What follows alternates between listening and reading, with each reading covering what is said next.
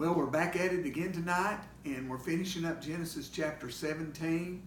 And this is basically God reiterating his promise, not only to Abraham, which he said he would, and he instigated the sign of the covenant, which would have been circumcision, but he didn't leave out Sarai or Sarah, which he's going to change his name to.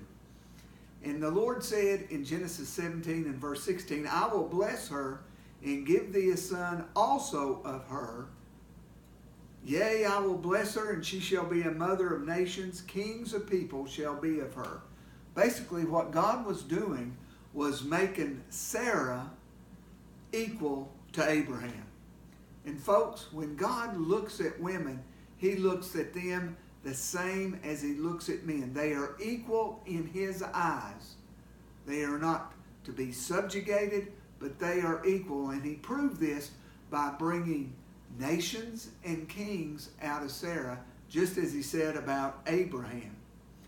And when God said this, Abraham fell down on his face and laughed.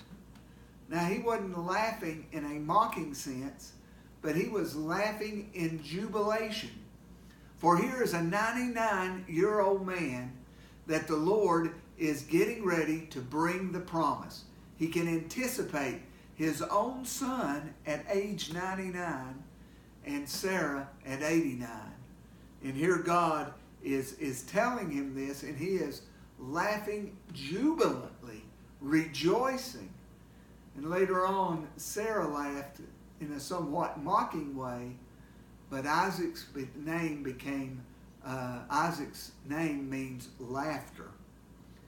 Now, Abraham also didn't forget about Ishmael, his other son, who was now 13 years of age. And he interceded for Ishmael, saying, oh, that Ishmael might live before thee.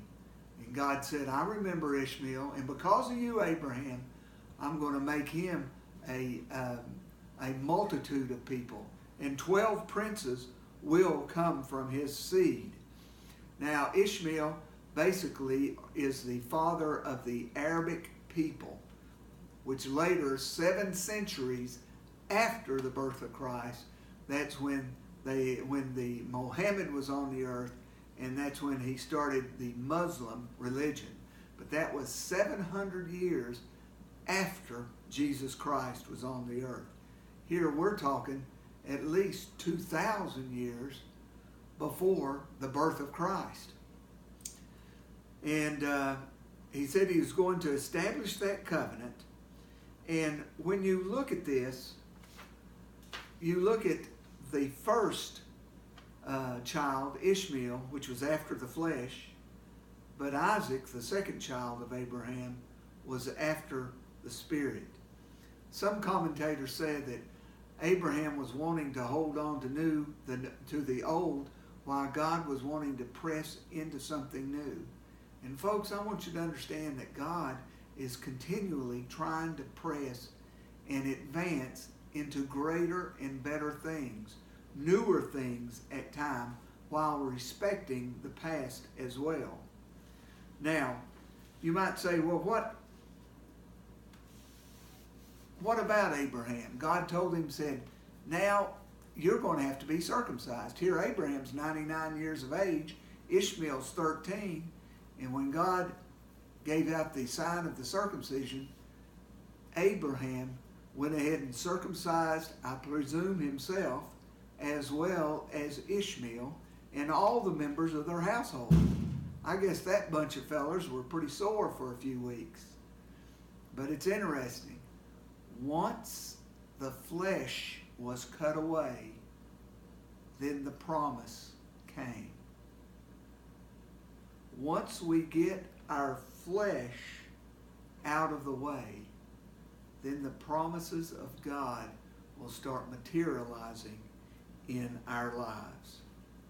So I hope you understand the covenant of circumcision, but also that both Abraham and Sarah are considered equal in the eyes of God, and that in order for the promises to be fulfilled, sometimes we have to cut some of the flesh some of our earthly desires and wants out of our life so that God can fill that void with his good things.